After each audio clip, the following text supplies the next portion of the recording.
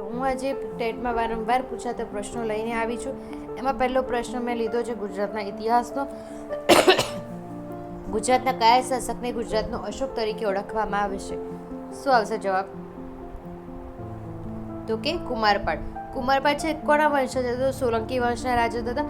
હેમચંદ્રના પ્રભાવ હેઠળ એમણે શું કયો ધર્મ સ્વીકાર્યો? તો કે જૈન ધર્મ સ્વીકાર્યો. અને ગુજરાતમાં પશુ હિંસા છે, દારૂબંધી જેવા બધામાં સુધારા કરે, તેથી તેમને શું કહેવામાં આવે છે? ગુજરાતનો અશોક તરીકે ઓળખવામાં આવે છે. બરાબર. ચલો આગળનો પ્રશ્ન જોઈએ. નિપુણ ભારત અભિયાનનો મુખ્ય ઉદ્દેશ્ય શું છે? તો કે પાયાનું સાક્ષરતા અને સંખ્યા જ્ઞાન. એનું મિશન છે national initiative for proficiency in reading with understanding numeracy. બરાબર. આ વર્ષે ને 2026થી લઈને 27 સુધીમાં ધોરણ 3 વર્ગ જે છે 3 થી 4 વર્ષ સુધીના દરેક બાળકને વાંચતા, લખતા અને પાયાનું ગણિત શીખવાડવાનો છે. બરાબર. હવે આગળનો પ્રશ્ન જોઈએ.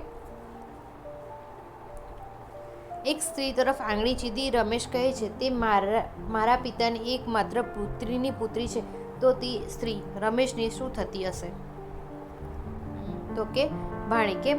તો કે મારા પિતાની એકમાત્ર પુત્રી એટલે શું થશે? રમેશની પોતાની શું થશે? તો કે બેન થશે ની પોતાની. બરાબર. અને પુત્રીની પુત્રી એટલે શું થશે? બેનની દીકરી. બરાબર. પુત્રીની પુત્રી એટલે બેનની દીકરી. અને બેનની દીકરીને ગુજરાતીમાં શું કહેવામાં આવે છે? ભાણી અથવા નીસ આપણે કહીએ છીએ. બરાબર. ચલો આગળ જોઈએ. Since I dash him he has not written to me. What is the answer?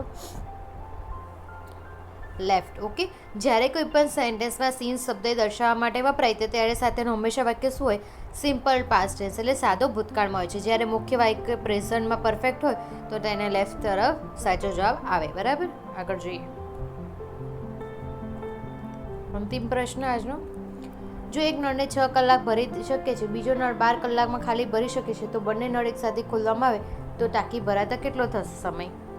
તો કે આ ગણતરી કરવાનો પ્રશ્ન છે. તમે ગણતરી કરી દેજો. હું તમને સાચો જવાબ આપું છું. 12 કલાક સાચો જવાબ આવશે. ડેલી આવા પ્રશ્નો સોલ્વ કરવા માટે હમણાં જ મારી ચેનલને લાઈક ચેનલ સબસ્ક્રાઈબ કરજો. અને ડેલી હું એને ઓલ્ટરનેટ ડેઝમાં મોડ્યુલ પેપર્સ મૂકી રહી છું 100 માર્ક્સના, તો એને જોવાનું ભૂલતા નહીં. Thank you.